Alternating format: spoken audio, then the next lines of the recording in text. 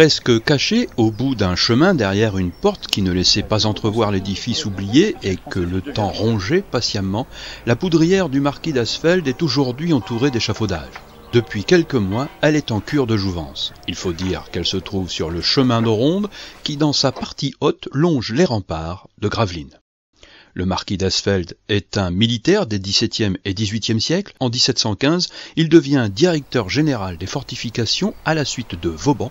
La poudrière porte son nom à sa mémoire. C'est une architecture assez simple, mais très solide. Un petit peu comme une architecture militaire qu'elle se doit d'être. La restauration se fait sur les murs, d'abord des murs épais qui font 70 cm d'épaisseur, des gros murs en briques de sable, qui avaient fissuré en partie, notamment sur les parements. Donc il y a un travail pour reconstituer les parements anciens et rejointoyer l'ensemble avec un joint à peu près de la même couleur que ces belles briques qui sont un mélange de jaune et de rose, voyez. La toiture qui avait fort souffert est entièrement refaite, charpente comprise. Cette dernière présente un intérêt particulier dans sa conception d'origine. La charpente, elle est constituée de ce qu'on appelle ici des fermes à tréteaux. C'est-à-dire c'est un peu comme un tabouret en bois avec deux ensembles contreventés sur lequel est posée une plateforme et sur lequel est installée la charpente.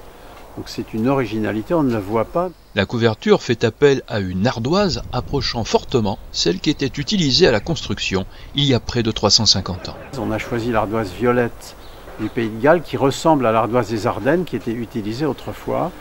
L'intérieur du bâtiment est également en cours de restauration et présente là aussi une particularité de construction.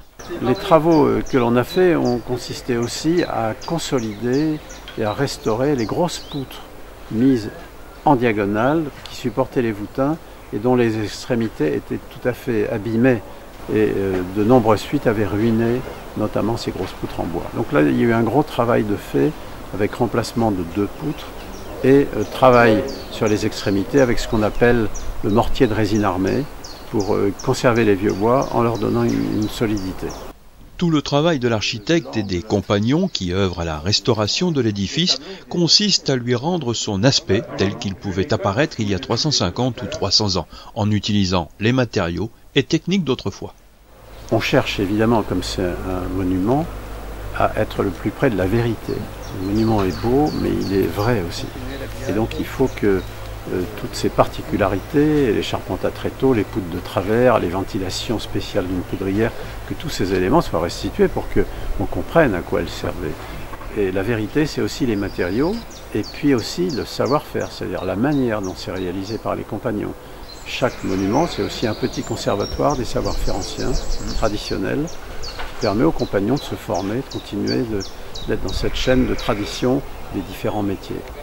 Donc c'est ça aussi l'objet de notre intervention et la philosophie de ces chantiers.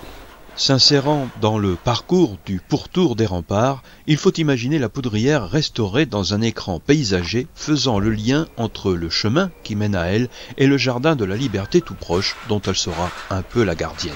Si vous voulez, on se sent un intermédiaire en passage et on restitue à cet objet architectural dans son paysage urbain tout son charme et toute la vérité qui fait qu'il pourra justement 300 ans avant, 300 ans ou 500 ans plus tard, être un témoin de l'œuvre de l'homme. Et à chaque fois, on doit, un peu comme une partition que l'on doit lire, essayer de comprendre la partition du musicien qui a écrit et remplir les notes qui manquent pour éventuellement faire comprendre aussi et donner tout son retentissement à l'édifice.